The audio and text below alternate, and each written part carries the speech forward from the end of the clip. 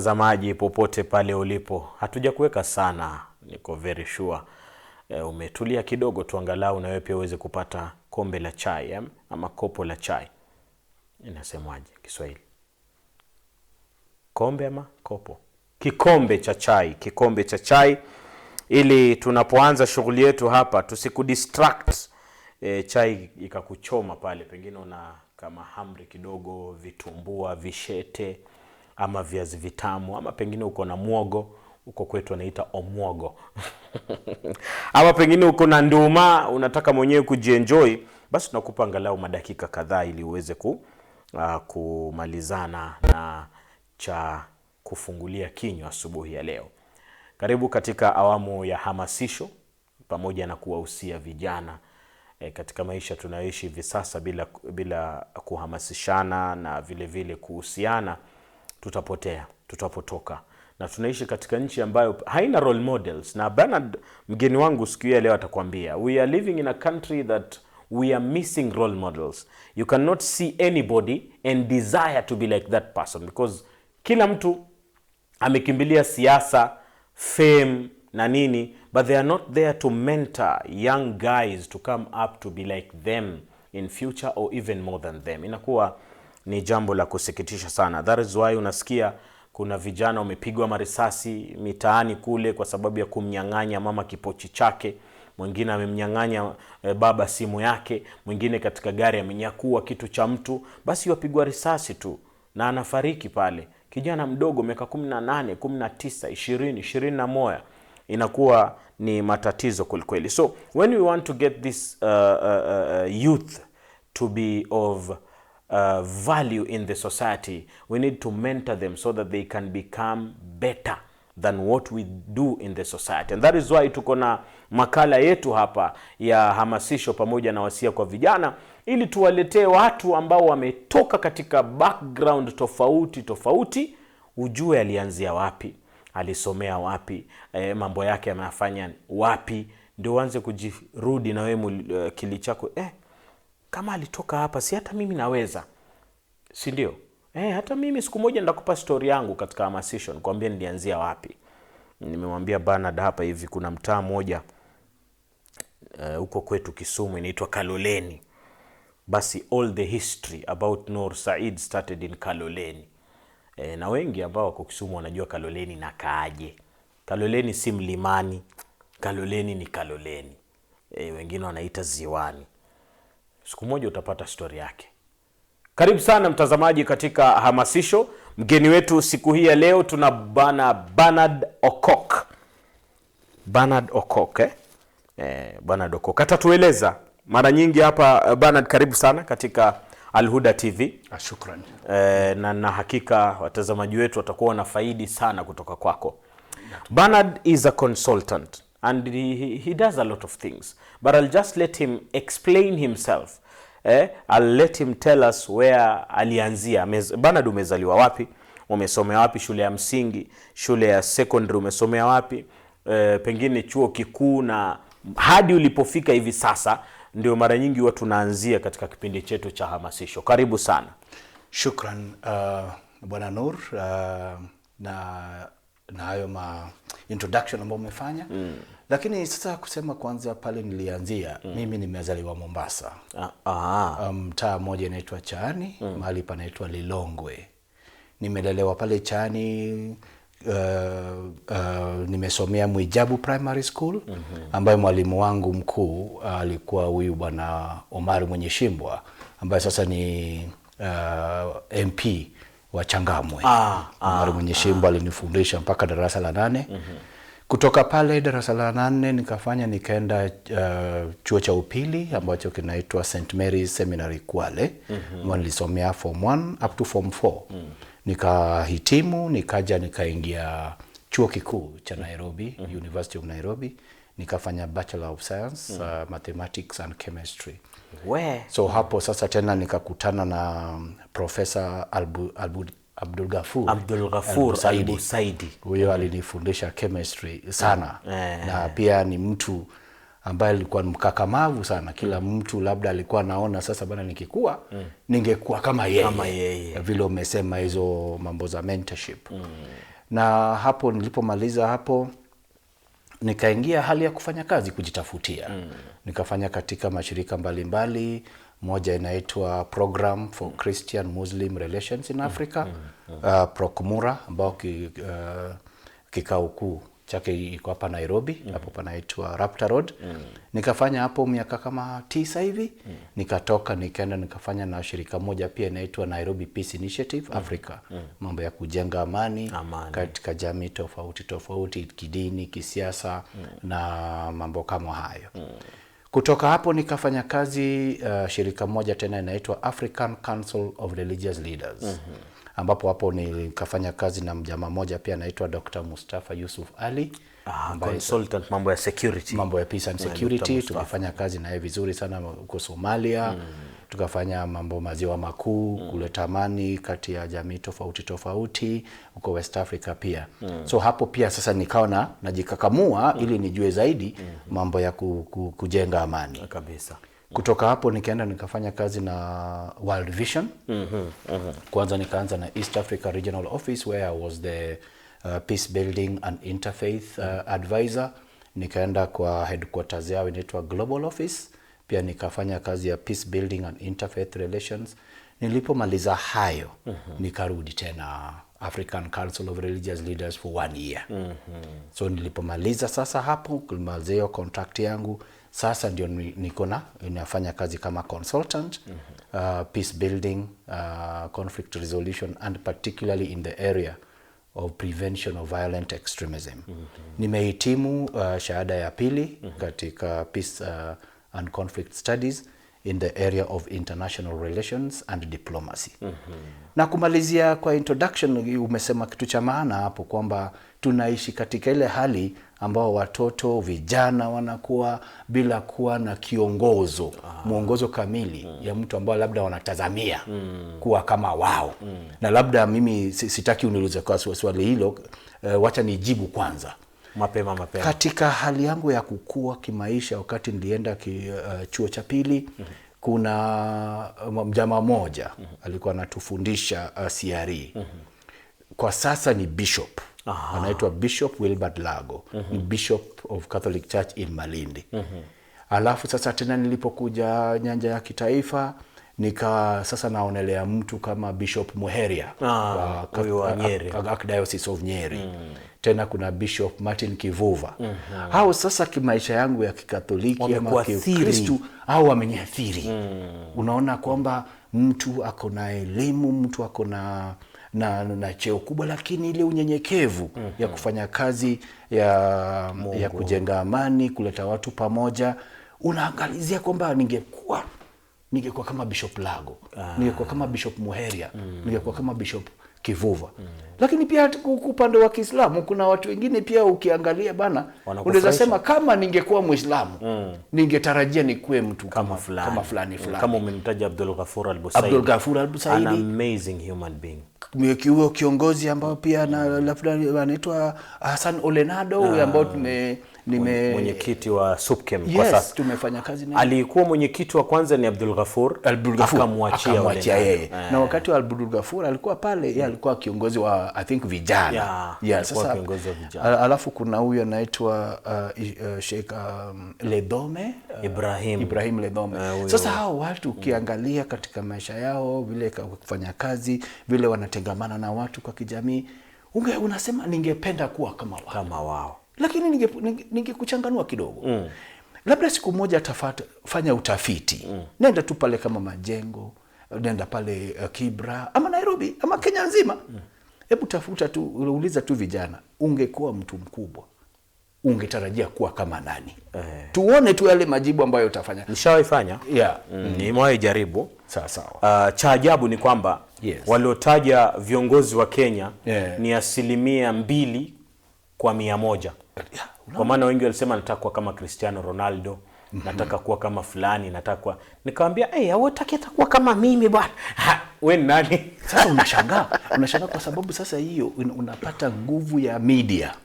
Nguvu ya media influence people's mind so that they look at people like Ronaldo being famous. But they don't know how he started. But how come we don't associate with the people we have in All our the time. own society because of the influence of the media. So Nuru, hapo nafikiri hiyo maelezo ya mwanzo imekuwa safi kabisa, imekuwa fine kabisa. Yeah. Na sijui kwa nini umeingia ukisema tusizungumze Kiswahili, na wewe umesomea Uswahilini ndugu yangu. Namna gani? Na Kiswahili chako ni kizuri tu. Sasa ningekuambia kitu kimoja. Sasa wakati nilihamia Mombasa kuja kusoma Nairobi, Kiswahili changu kilikufia Voi. Ikaje kazi kwa hapa Ukambani. Sasa ile ambayo niko nayo, ile ambayo ni ya kubambanya baba. Ile ya kubambanya tu ndugu yangu. Lakini bora ujumbe ufike. Absolutely. Mimi swali langu la kwanza. Ndio. Umesomea chemistry na mahesabu. Yes. Umeingia vipi katika peace building and conflict resolution? How? Sasa ningekuambia kitu kimoja. Hata history yoga tunasema sana tukikutana na Professor Abdul Ghaffur. Sasa tunaambianaga wewe umefanya chemistry. Sasa hapo umekuja kufanya nini? Sasa siku moja Abdul Ghaffur akaniambia, wajua ukifanya mambo ya chemistry na ukija kwa mambo ya amani, you use the knowledge of chemistry, how atoms are combining, molecules are combining in order to build a bigger thing. So you use that knowledge. But kwa ufupi ni kwamba wakati nilikuwa nasomea chuo kikuu cha Nairobi hapo Chiromo campus, kulikuwa na hii mambo ilikuwa nafanywa clean up the world. So nilipenda sana mambo ya kijamii, kufanya kazi kijamii na kujenga utengamano. So tukawa tunaenda hizo mikutano huko UNEP, nikakutana na magwiji. Hawa mambo ya peace building, conflict resolution. Then I said, this is something I can be able to do. So then I got in touch with some student organizations. One of them is World Student Christian Federation, ambao sasa nilipojiunga nao wakanipatia muongozo kamili jinsi ya kufanya kazi ya kujenga amani, kufanya social cohesion, understanding different faiths. In fact, when I started working with the program for Christian-Muslim relations as a program officer, I started asking myself fundamental questions. Because I started reading materials from different religions, Islam, Judaism, Hindu, Christianity. But one thing which really triggered my mind ni kwamba, how come hizi dini zote zinaongea juu ya amani? Hizi dini zote zinaongea juu ya kuhusiana, hali ya kutengana kwa amani, kujenga. How come we don't have that peace? What is the question? That is what made me now enter into that space to find out why, irrespective of all these nice teachings, irrespective the scripture of all, is so beautiful. Yes. If you read it well, you will not find anywhere that it ignites violence or anything. Exactly. It's just peace. So actually now, to answer your question, what pushed me into this is to go and find out the truth. Why, irrespective of all these glamorous teachings from the scriptures, from the founders of religions, from the prophets, why is it that we still do not have that peace? Fundamental question. Yes. Now, two things here have emerged in your talks. You are a peace ambassador. And when we talk about peace, most of the time, and you'll answer me directly, yes, why is it that religion must always be there and politics must always be there? Because if you look at Kenya, for example, what triggers violence is ethnic politics, whereby this is ours, this is not ours. And when you look at religion, what triggers violence in religion, that is a question that I've never answered until today. Good. I'll be very frank on this. And niruhusu niongee Kiingereza ili nijadiliane vizuri. Sawa kabisa. Religion sio tatizo.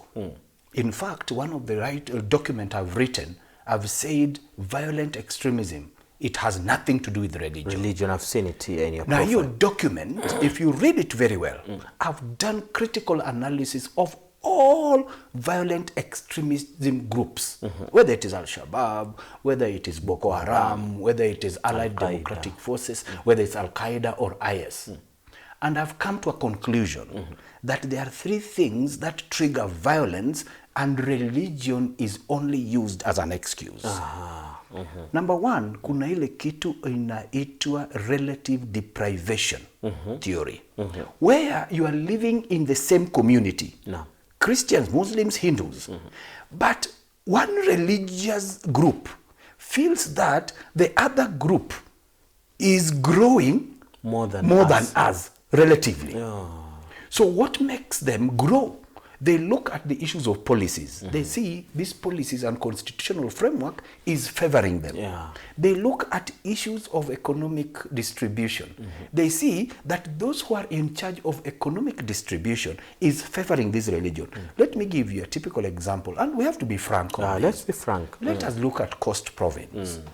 What makes people rise against others is because they feel that as locals, we are becoming poor and remaining poorer, while those who are not locals are growing and growing. And that is why unasikianga watu wa bara. Watu wa bara kabisa. Na ukiangalia katika hali zingine pia kama even hinterland, whether it is Nyanza, whether it is Rift Valley, those communities who are the locals there, look at those who have come to invest. And it's not bad. It's not wrong to invest. We have the freedom to invest anywhere. So they look at those people who have come to invest there. They are growing and becoming richer, while us, we are becoming poorer. That is what called relative deprivation. So we feel that we are deprived as compared to others. So there's what we call social grievances. The second thing is what we call social identity. Now, when I'm deprived because I belong to a particular ethnic or religious group, then what happens is that I use the social connection to build an alliance against them. So that is where now us and them comes in. And it becomes pathetic and troublesome if that social identity is built around religion. Because remember, even wewe umesoma Quran na labda uko na mimi nimesoma Biblia. Na mimi nafikiri nimesoma zote, maana primary yote nimesoma CRE. Bas. Sasa katika Quran na katika Biblia unaweza pata yale maandiko ambao unaweza yatumia aidha kutengeneza amani ama kuleta fujo. True. Now, and you can confirm and say, no, but it's written here. Ndio hii. It's written here. Kumbe ni interpretation yako. Ile interpretation yako. So let me tell you, it has nothing to do with religion. It has nothing to do with ethnic identity. It has got everything to do with the way we conduct our social, economic, and political, matters of the society in such a way that we bring everybody together. That I think, I feel, and I experience being protected and being provided for. Very true. When we have that kind of constitutional and institutional framework, that everybody feels secure, everybody feels protected, everybody feels provided for, in such a way that you Nur unaweza amka asubuhi na uende kujitafutia na urudi kwa jamii yako bila wasiwasi wowote. Irrespective of your religious identity, you will have a very cohesive and harmonious society. When I was waiting to enter here, you were doing newspaper analysis. And there is something you said when you went into the Standard. You talked about the 16 days of activism. And there's something, analysis and statistics you brought, that the worst place of a woman to be is home. Is home, yeah. Why? Because we are living in an environment where we no longer value human dignity. True. We look for human rights more than human dignity.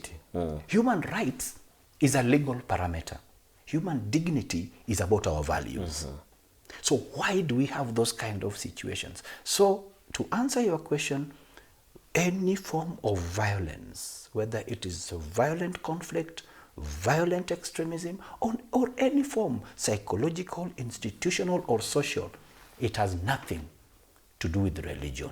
Good. But religion and religious teachings can be used to comprehensively address these issues in the society. Beautiful. I love that. Now, there is also this matter of peace building. Yes. When we talk about conflict, we talk about chaos and such things. Yeah. There is the matter of peace building that always arises so that the country can calm or the world can calm. Yes. And the emergence of peace builders like you. Now, my question, when or how does peace building start in such situations of violent extremism, religious extremism, and so on and so forth? Good. Now, peace building is not only supposed to take place at the point of conflict or violence. Peace building, if you look at the framework of United Nations, is defined as a continuous process, whether there is visible violence or non-violence. So peace building is about constructively engaging to build harmonious relationship. So in situations where religious people work together in times of peace and stability, you will find that they will be ready to work together in times of violence. True. So you don't start mobilizing faith leaders or faith communities just because the conflict has arisen. No, you start organizing them even the times of peace. Yeah. Now, when we talk about peace building again, there are several levels. There is pre-conflict peace building, where there's no conflict, but you continue engaging with people to address their socio-economic and political needs, where you build institutions that can prevent the society from entering into conflict. True. When conflict arises, like what we are seeing in Ethiopia, what we are seeing in South Sudan, and what we are seeing also in Democratic Republic of Congo. What happens is that you use the structures and the systems that you had built in order to mobilize different actors to come on the table. Now, there are several levels. Number one, you can facilitate. I'm a mediator. You can facilitate mediation, and when it reaches a point where you see these parties are not ready to enter into an agreement, don't force it. You enter into what is called two things: cessation of hostilities, where parties come together and say, we want to stop hostilities between ourselves as we go along the discussion. That's exactly what happens in Tigray, between TPLF and yes, well, what they signed in South Africa. But there's another one, what we call principles of engagement. Yale ambayo yanasema tu, okay fine, hatuwezi fikia na agreement sahi, but hizi principles zitatuongoza. That's what was signed between Sudan Transition Council and Sudan People Liberation Movement North. That is what was signed in 2021, last year. Then there is what we call a cessation of hostilities agreement. That is one that's different from cessation of hostilities, which was signed in, like now this one was signed in DRC. Now, to bring story home, when you are conducting these kind of processes, like I've supported peace processes in South Sudan, right now I'm supporting this process in Democratic Republic of Congo. Knowing the context is very important. Like in Kenya, you have to know the context. You have to know what are some of the driving factors of the conflict. You have to know what is driving social grievances. If you go to Pwani, you have to know what is making Pwani people have social grievances. What are some of the historical issues? Because if you don't go into the root, you will never find a solution. Utakuwa na meza tu Panadol, headache inaisha kidogo, kumbe kuna cancer. Kumbe kuna cancer inakuja. And that is the problem that we are facing in this country of ours today. Most of the time we don't get into the root cause of problems, but we tend to just sugarcoat. I think that is the right word to use. Sugarcoat things that are happening. Now, like today you can say, this sheikh is very bad, he's an extremist. Yes. But you've just seen him. You've not analyzed and found out if it is true or what is his background. Exactly. Now, the primary target on matters violence and extremism is always the youth.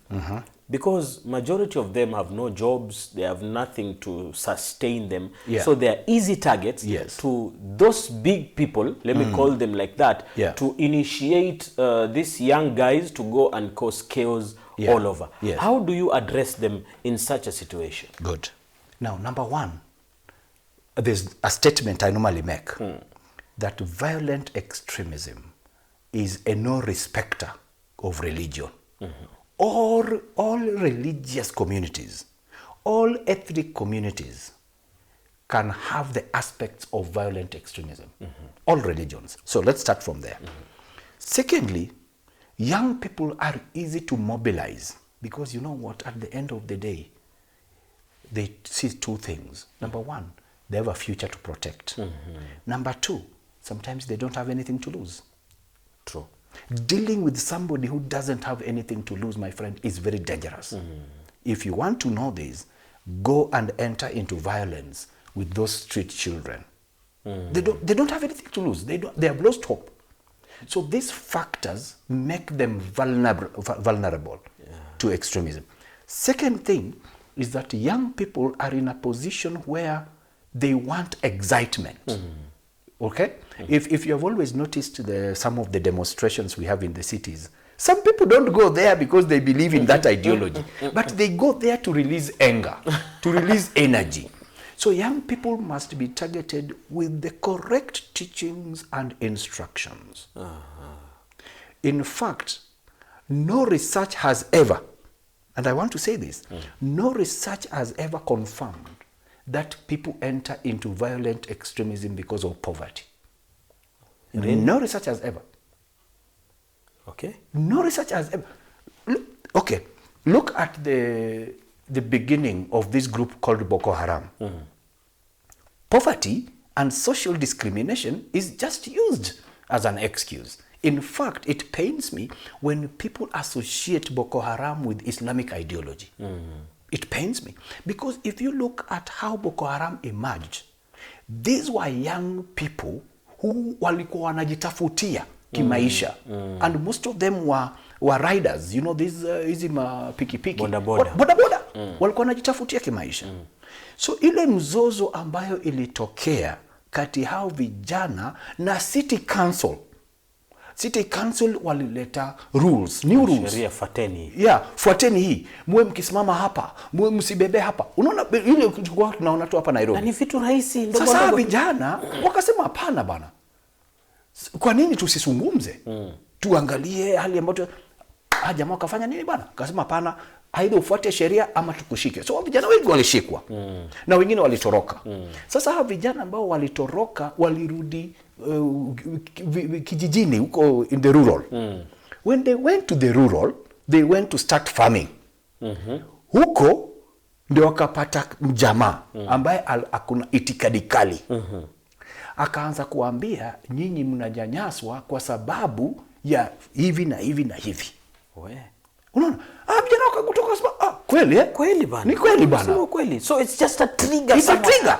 So this guy captured their mind and told them, you know what? Nyinyi mnanyanyaswa kwa sababu ya hizi sheria zinaletwa, hizi sheria zinatoka from the west. Okay.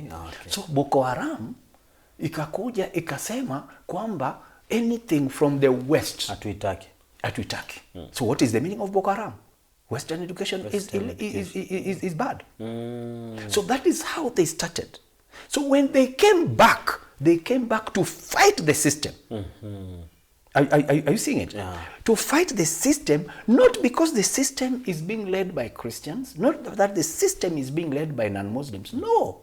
To find a space where they can economically and socially thrive. But the system at that time did not offer a space for dialogue. So what happens? Wale jamaa za itikadi kali wakaona space hapa. Ndani. So you see, in real sense, Boko Haram was not started from any religious background. It was social and economic struggle against the system.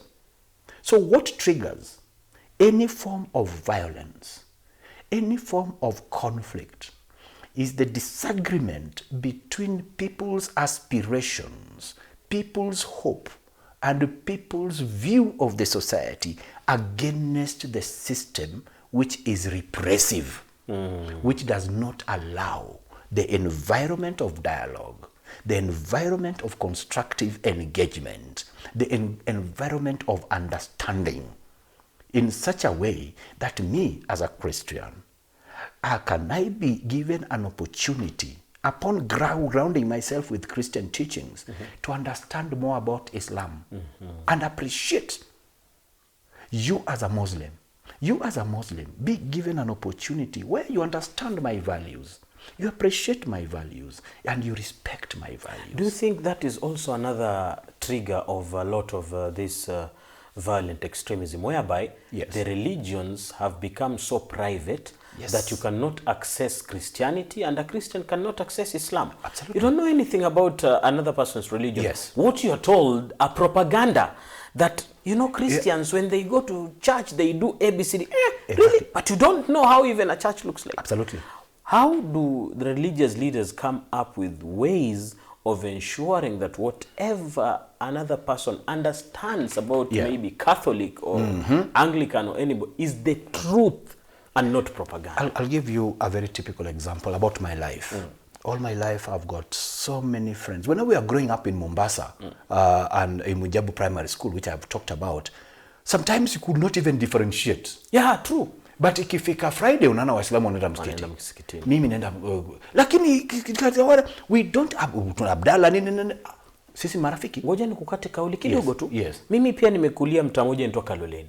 Nimesoma shule inaitwa Kisumu Union. Good. Na kuna jirani zetu wanaitwa Kibuye Mixed. Yes. Ijumaa tunapewa ruhusa. Yes. Nendeni msikitini saa 5. Bas. Saa 8 mkirudi mnaambiwa bana leo ni Ijumaa, twenda kanisani. Absolutely. Ushusha swali yako, twende na sisi yetu kikata. Exactly. So tumeenda kanisani kwa sababu wale ndo sponsors wenu, lazima mwende.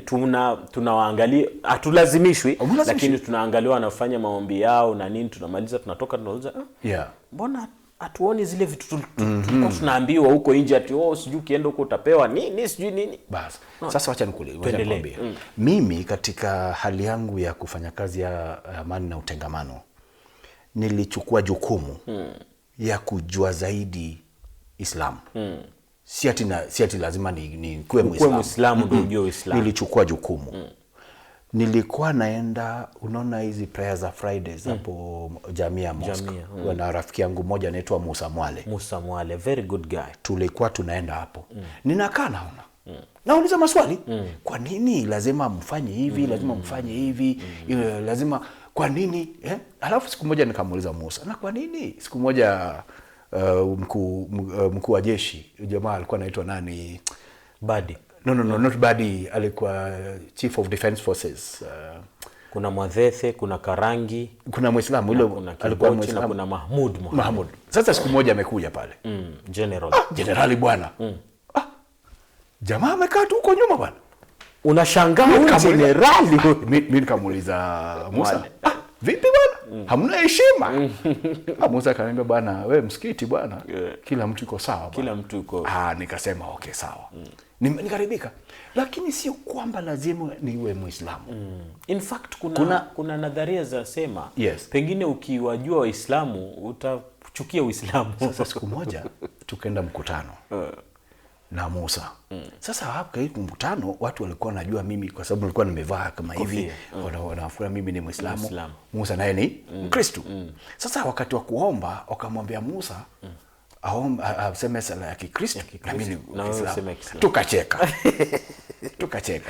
So sasa tukawa tunataniana na Musa, nikasema bwana, hata kuna wakati tunataniana na Dr. Mustafa Ali kwamba wewe bwana umekuwa mtu unajua hizi mambo bwana, na kwa nini uingie bwana? Kwa nini uingie Uislamu bwana? Nikamwambia labda nikiwa Muislamu nitakuwa Muislamu mbaya. Sasa wewe fanya hivi, niwe Mkristo mwema na wewe kuwa Muislamu mwema. But kuna ile hali ya kusikizana. One thing I need to tell you, Noor, the greatest mistake I always see when I interact with people from different faith communities, you will find somebody telling you that let us identify things that bring us together and forget our differences so that we live in peace. No. That's a wrong statement. It can never happen. That's a wrong statement. The correct statement should be, let us together identify, appreciate, and make use of the things that bring us together. While identifying, appreciating, and respecting those things that do not bring us together. Respect. Mutual respect is the fundamental thing here. And if, for example, different religious institutions, whether it is SUPKEM, NCCK, Kenya Catholic Conference of Catholic Bishops, Evangelical Alliance of Kenya, if we can come together under the premise of organization like Interreligious Council and identify mechanisms of addressing the real needs of young people, including the quest to know. Because sometimes people say, oh, young people go to the streets because they are poor. No. Oh, young people are complaining about this. No.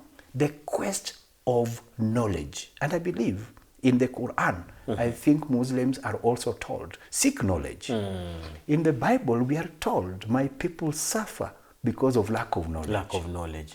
That is the center of it.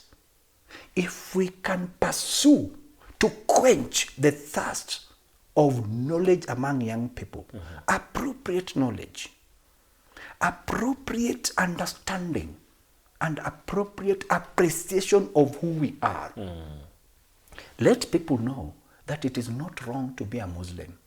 Let people know it is not wrong to be a Christian. Because our religious teachings tell us God was not a fool and is not a fool to put us in different ethnic and religious communities.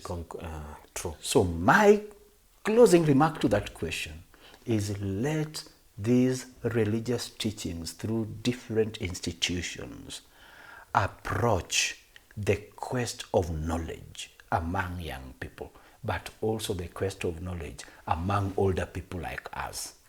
To be the light of the other young guys. Absolutely. Wallahi, Bernard, umenifungua macho sana. Mimi hujiuliza swali na utanisamea katika maswali ambayo ninayauliza. Yes.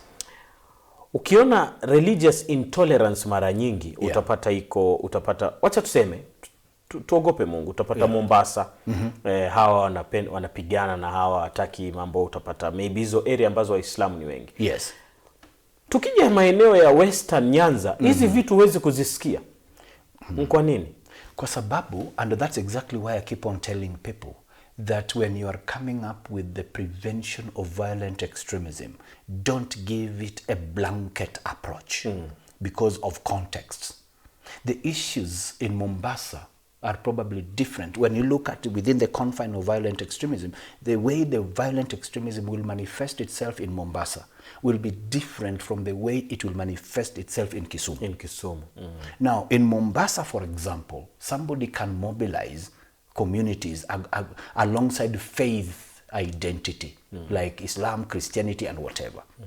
In Kisumu, somebody will mobilize. The most formidable approach of mobilizing people towards violent extremism is social and political, and particularly ethnic and clanism. So in Kisumu, you have got different clans. But different religions. Different denominations. Okay, so within Christianity, we have got different denominations. And these denominations also have contestations, even on how to interpret the Bible. True. Yes, even how to interpret the Bible. Let me give you a typical example within Christianity. We have got different understanding. There is what we call Christian formation about baptism. So there are some denominations who believe that baptism must only take place through immersion, the way Jesus Christ was done at the river of Jordan. So you have to be immersed inside the water. So there are denominations which also believe that what we do in baptism is sprinkling water on your forehead. Because that denomination does what we call infant baptism. And you cannot immerse a child inside the water. Okay? So within Christianity, there's those contestations that they say, no. Unless you are immersed, you are not yet baptized. I believe that even in Islam, of course, there are those contestations. So what happens is that those people who propagate violent extremism, they look at the context. And if this context of pulling people and pushing people against each other along denominational divide can work, they do that. We have got several cases in Kisumu, in Homa Bay, or even in South Nyanza, where we have got those contestations between and among the church leaders. So when you're approaching violent extremism in those areas, you cannot say that the formula you have used in Mombasa will work here. Can you also say, Bernard, that because these people are, you go to Western Nyanza, you find families like our family, Yes, that they are Muslims and they are Christians in the family. Absolutely, yes. Because my grandfather who became a Muslim had brothers who never became Muslims. So there is a part of my family that are totally Christians. Even when we have functions at home, they will come, but they will conduct themselves as Christians, and there will be no quarrel at all. And we have got several families like that. One family which I know of is the family of this guy called Abdul Rahman Wandati. He's my uncle. From Butere. From Mumias. Yes. So one time when Wandati was leading Muslim Consultative Council, na wakati huo sasa pia mimi sasa ndio unainukia. Nainukia. Bana, brother, how do you manage? Then he laughed. He used to laugh at me. I said, no, by the way, it is just by the grace of God that let me tell you, in these situations, we don't live to impress human beings. True. God. We live to live according to God's will here on earth. And that is why you are a Muslim, I'm a Christian. When it comes, for example, kuna chakula hapa imeletwa. Unaona? Na katika values zangu ni kwamba lazima nifanye maombi. Nitaomba. Vile naombanga. Bila wasiwasi. Si ati sasa kwa vile sasa wewe uko hapa, sitafanya ile kwa jina la Baba kwa sababu nataka nikupendekeze. No way. Hakunanga hiyo. Yeah, no way. Wewe ikifika wakati wako, be real. That is the word. Be real. Be real. So when we enter into interfaith dialogue, what we normally say is that you enter into that space in your religion, but not in spite of your religion. Wewe ukiingia pale, wewe ni Muislamu, kama kawaida yako lazima ubebe Quran ama tasbih. Unaona? Utabeba tasbih yako. Na kama Catholic wana tasbih? Yes. Hata niko nayo hapa nimevaa. Si ati utaacha tasbih yako hapa kwa mlango. Ama mimi nimwambie Yesu Kristo, nimwambie Bwana sikiza Yesu Kristo, ningoje hapo bwana, nipambane na hao Waislamu, nipambane na hao Waislamu, nikimaliza nitakuokota. Leta nikwambie. Wacha nikwambie. In the Bible as Christians we are told that if you deny me in front of men, I will also deny you in front of my Father. So we always say, be real. But in your being real, be respectful to others. Don't over-exaggerate things. Yeah, exactly. Don't over-exaggerate. Don't force people to believe in what they want. And I like the landscape in Kenya today. What impresses me is that every time people are convening these interfaith sessions, they will always take into consideration religious values. True. For example, rarely will you see an event being convened on a Sunday, particularly in training, unless it's a religious event. Rarely will you see event being convened, even if it's on Friday, by 11 o'clock. Finished. People are going for prayers. That is the perfect mutual acceptance we are looking for. And when that happens, Bernard, I can tell you for free. Yeah. Nobody will ever raise a finger on another person. Absolutely. But there are people who don't want that. There are people who thrive in that. Exactly. So how do we deal with such people? Good. Let me tell you. Very simple. Two things. Number one, me as a Christian, I know that probably a Muslim is suffering the government atrocities in probably Wajir or Garissa. I don't wait for the Muslims to rise up. I have to stand up and protect them. And go, even if I'm a member of parliament, I go to the parliament and say, no, this law is against these people. And these people are Kenyans. So when I do that, the Muslims will see me as a friend. Yeah. Okay? When something is against Christians, let not Christians rise, because when they rise, it will be like they're protesting for their own interest. Let Muslims rise and say, no, we disagree with it. We have seen several good cases where So many. like these attacks with Marsabit, Moyale and whatever, and we have seen Muslims coming and saying, no, before you kill them, kill us first. Kill us first. Now that grows the trust, that grows the confidence. The one that is always on my mind, Bernard, is the Kenyans for Kenya. Remember that time that there was a drought? So yes. Bad drought. I can't get the year. Yes. But Kenyans were real Kenyans at that time, regardless of their religious identity. That is what we need. Exactly. That is exactly what we need. Now, Bernard, because of time, muda unakwenda, kuna vijana sasa hivi wamekaa wanakutizama.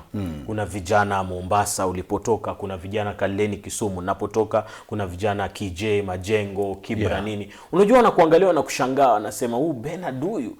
Hebu zungumza nao. Yes. Wape nasaha, waambie vipi wanaweza kuishi katika hii dunia na dini zao bila kugombana na watu wengine. Good.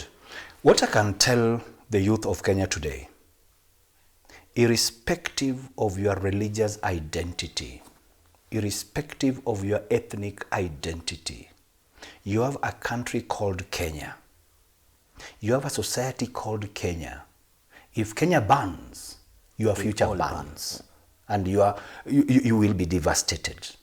So my advice to you, use your religious teachings to build, advance peace and social cohesion wherever you are. Start from your family, in your community, in your constituency. Build structures that can continuously bring you together, and always consult and work with your faith leaders to build a peaceful, prosperous, developing and cohesive society called Kenya. May God bless you. Huyo anaitwa Bernard Okok.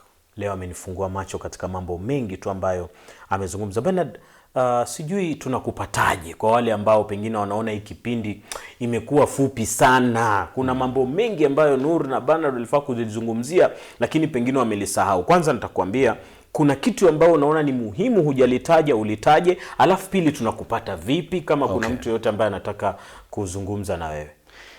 The first thing which I probably would have mentioned here is the importance of building understanding, building a sense of appreciation, and building continuous engagement. We don't wait for violence to erupt in order for us to come together. We build peace at the time of peace. Because when violence comes, we shall have constructed that understanding and confidence. I will have known you. I can rush to you and tell you, Nur, we need to do this thing. That is one thing I will really want to emphasize on. And then the second thing is, let's advance correct teachings. And the advice I can give to Al Huda TV, reach out to other religious-based media institutions. Come up with some common agenda on, like now, these 16 days of activism. The media, all the media, particularly the religious-based, can come up with a message which can be tweaked within the Islamic, within the Christian, and it goes throughout. When we formulate a common message, it will resonate with the entire society. Because a Muslim would resonate very well with a media channel towards him. And that message reaches them. A Christian will do the same through the Hope TV, Radio Waumini, or others. So that is one thing. Faith-based organizations. Exactly. So how to get me? Of course, I can give my number, 0726 85 1947, 0726 85 1947. In terms of email is ben.okok@outlook.com. ben.okok@outlook.com. I'm always available. Or can you also give mentorship talks and programs to young guys? Because I've gotten a message here whereby a guy is saying that you're doing an amazing job. Thank you. And if you can, they can get you to come and talk to others, not on TV, of course, but maybe on their areas.